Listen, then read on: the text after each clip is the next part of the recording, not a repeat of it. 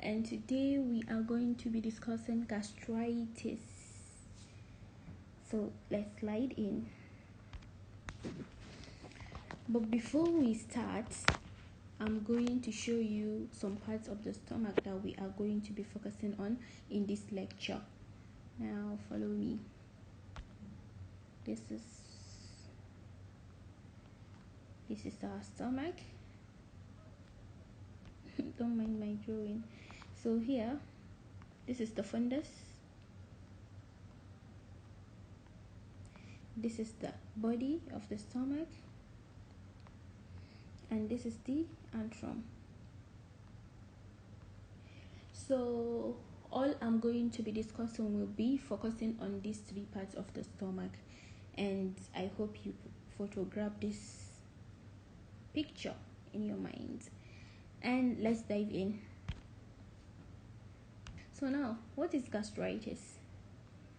Gastritis is the inflammation of the gastric mucosa.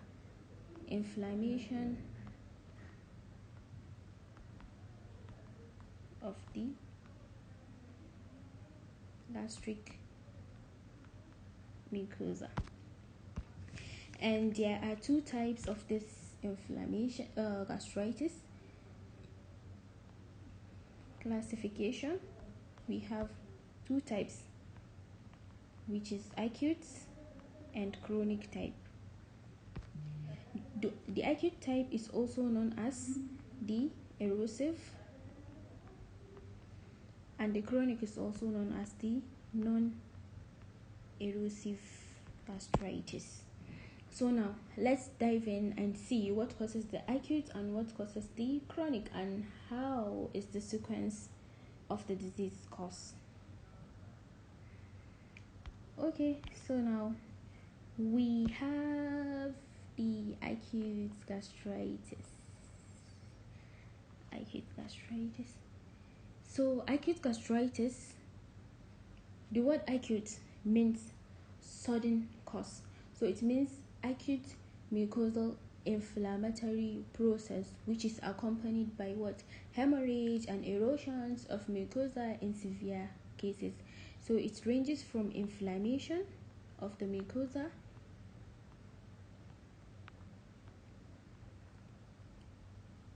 to hemorrhage. And also it is an important cause of upper GI bleeding. It causes upper GI bleeding. So whenever a patient comes to you with an upper GI bleeding, you need to exclude gastritis. Gastrointestinal bleeding. So now, what are the causes of acute gastritis? The causes of acute gastritis are: number one, we have NSAIDs, we have H. pylori, we have alcohol, bile, reflux, viral infection,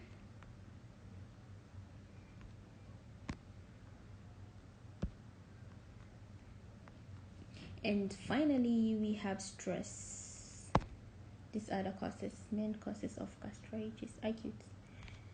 So now what is the pathogenesis of this gastritis?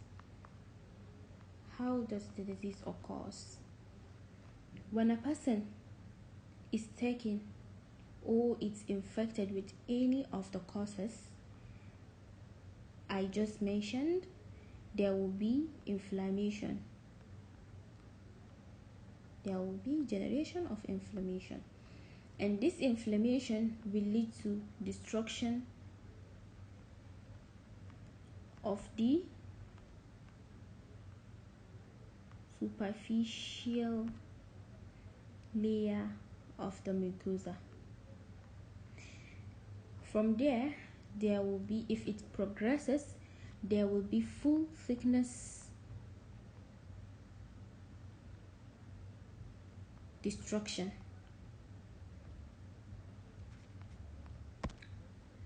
And now after this destruction, this will lead to the symptoms, appearance of the symptoms of the gastritis. This is what happens. So if you are going to classify gastritis now, the acute gastritis, it will be classified mainly into three.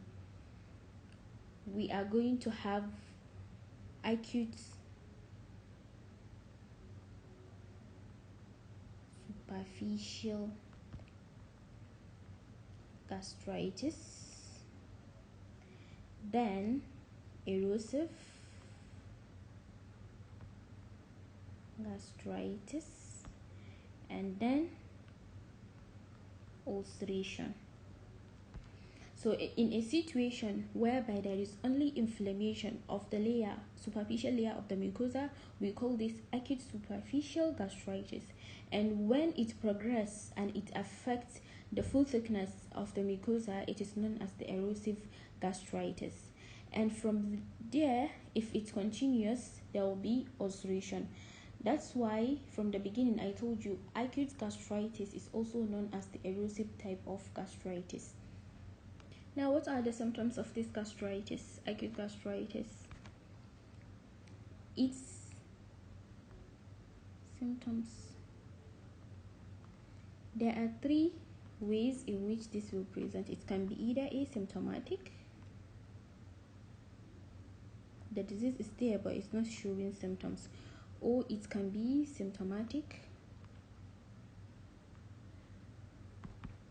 Sorry, two ways. And the symptomatic can be either mild or severe. In the milder form, there is going to be epigastric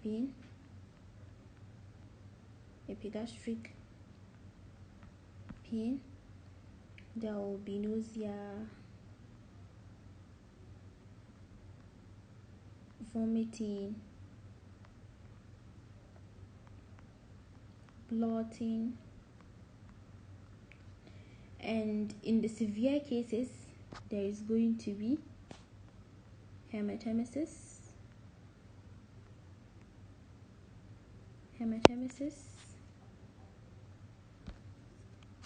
there is going to be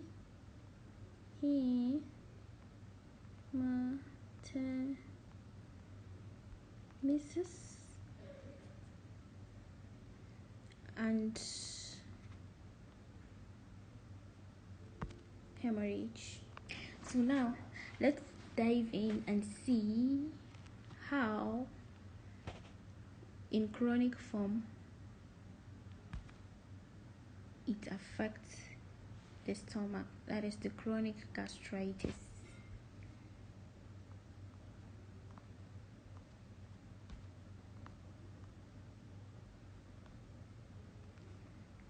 So chronic gastritis is the chronic inflammatory changes which are leading to mucosal atrophy and epithelial metaplasia. These ones can lead to tumors. It ranges from inflammation to what? To mucosal atrophy and then to metaplasia, abnormal growth. Now, what are the types of this chronic? Now, let's see what are the types of chronic gastritis. The types of chronic gastritis are two. We have type A and we have type B. This type A is mainly of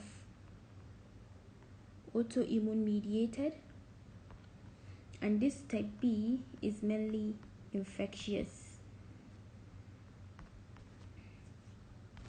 Now let's take type A and see what happens.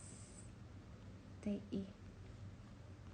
This type A is mainly associated, like I said, it's mainly autoimmune cause, autoimmune mediated, and it's also associated with pernicious anemia, which we are going to see why in our pathogenesis. Pernicious anemia. and it mainly affects the fundus and the body of the stomach. The fundus and the body of the stomach. So now let's see the pathogenesis of this disease. What happens is, when these autoantibodies come,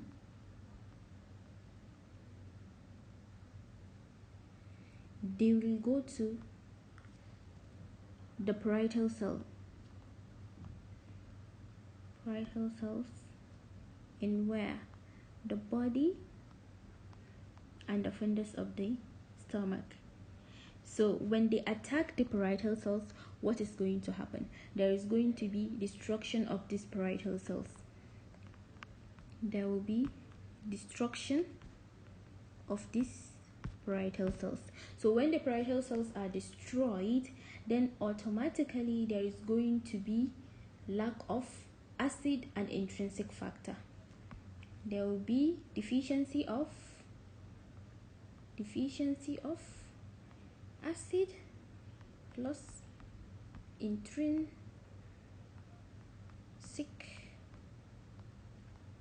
factor. So from here, what happens if there is lack of acid, which is known as the aclohydria,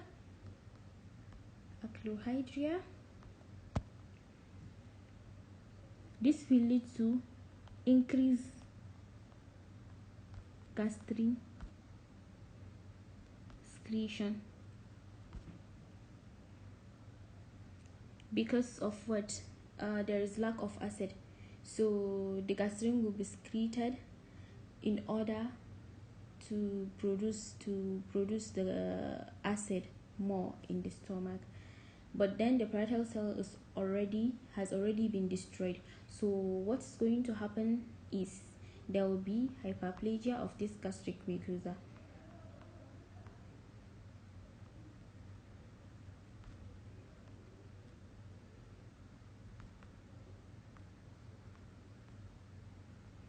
This hyperplasia will lead to carcinoid tumors.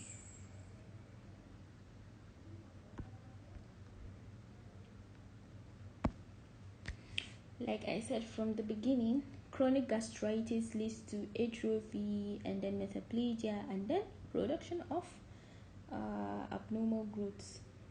Then this is in the case of aclohydria. In the case of deficiency of intrinsic factor, because intrinsic factor is used and it's helpful during the absorption of vitamin B12, so when there is no intrinsic factor, there is going to be deficiency of vitamin B12 because the helper in absorption of this vitamin has been lost. So now intrinsic factor is deficient, so it will lead to deficiency of vitamin B12, and vitamin B12 deficiency will lead to pernicious anemia. This is where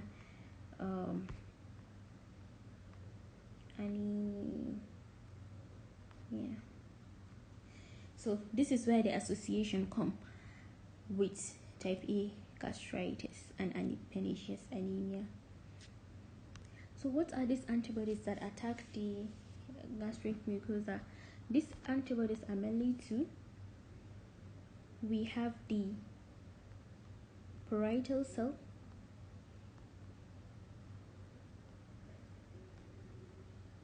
antibody, which is not specific because it is found 20% in patients with vitiligo and Addison's disease, also 20% in patients who are more than 60 years of age,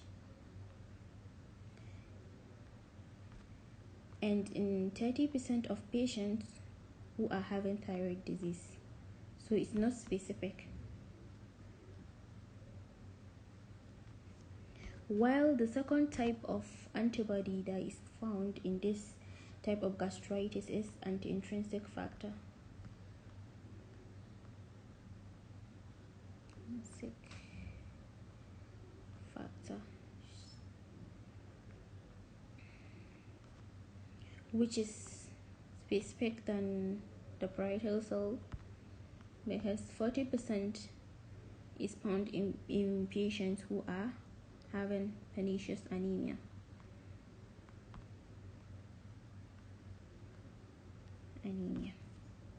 Now, what are the clinical picture of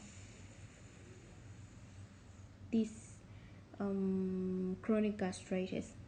Okay, let's see that after we finish with our type B. Let's go into type B. Type B, like I said in the beginning, it's infectious. So in 60 to 70% of cases, it is associated with H. pylori. And it mainly affects the antrum, unlike the type A, which affects the body and the fundus of the stomach. But in this case, it only affects the antrum. And if it continues without treatment for like 15 to 20 years, it will cause pangastritis, meaning it will affect other parts of the stomach. So now, how is the pathogenesis? The pathogenesis of type B, when there is infection, let's say the H. pylori infection, this will lead to excretion of what? The bacterial enzymes and toxins. And these toxins and enzymes will lead to inflammation of the mucosa, inflammation of gastric mucosa. This inflammation will eventually lead to destruction of the antral mucosa. And if the mucosa is destroyed, this will lead to atrophy of the mucosa, and atrophy will lead to metaplegia.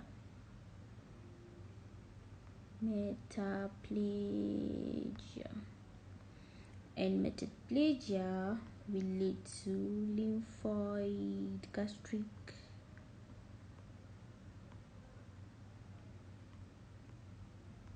lymphoid proliferation, which will lead to gastric lymphoma. So in this pathogenesis, we have H. pylori infecting the gastric mucosa. When it has infected the gastric mucosa, it will secrete its enzymes and toxins, leading to inflammation of this gastric mucosa, and from there will be destruction of this antral mucosa, leading to what? Atrophy, and then metaplegia. From metaplegia to gastric lymphoid proliferation, and at the end it will lead to gastric lymphoma. What are the clinical picture of this chronic gastritis? Clinical picture of chronic gastritis. It's of 3 ways. The patient can be asymptomatic, somatic, and the patients can be symptomatic, and lastly there will be hyperplasia.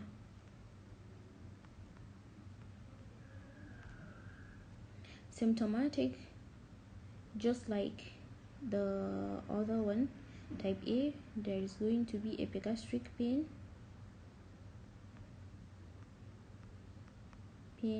nausea, vomiting, bloating, anorexia, and indigestion.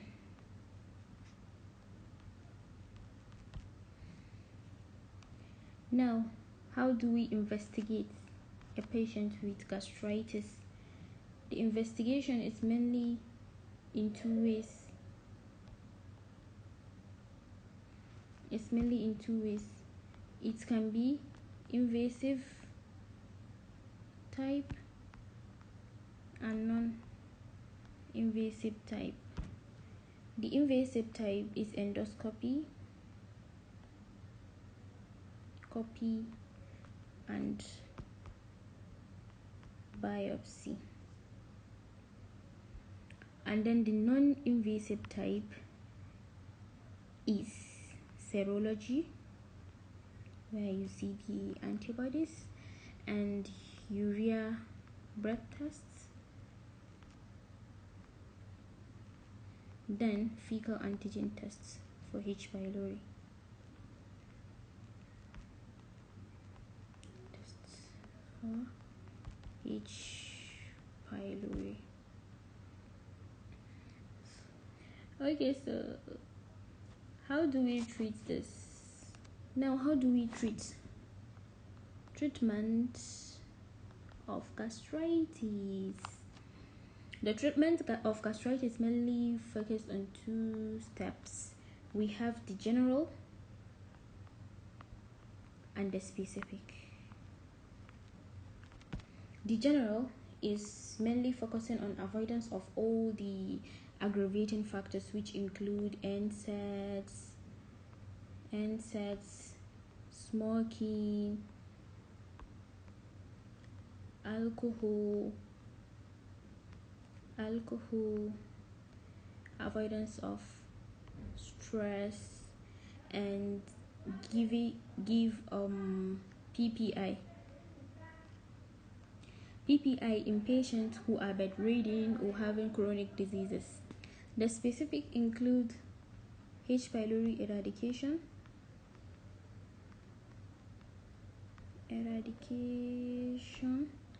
and vitamin B12 supplements,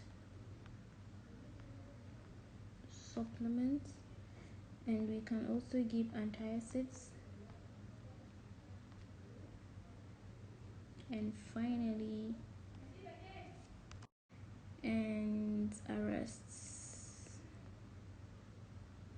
bleeding. Now, how do we eradicate H. pylori?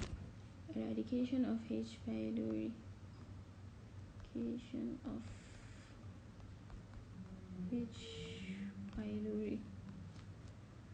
H. pylori is eradicated in two steps. The first step is either you use the triple or quadruple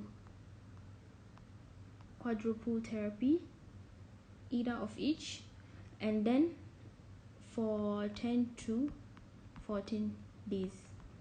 After you finish with this, then you continue with proton pump inhibitors for 6 to 8 weeks.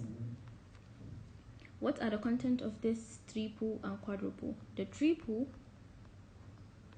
therapy includes the omeprazole,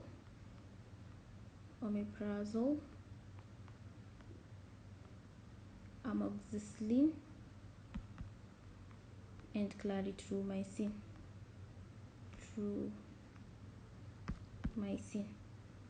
Omeprazole, amoxicillin, and clarithromycin. And the quadruple therapy includes also the omeprazole, tetracycline,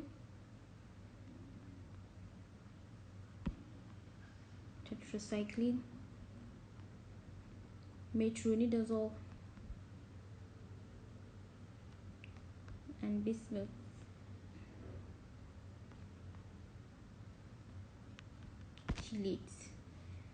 Now, this brings us to the end of our today's gastritis lecture. thank you all, and I hope you understand. Kindly like, share, and subscribe. Also, leave a comment. Thank you.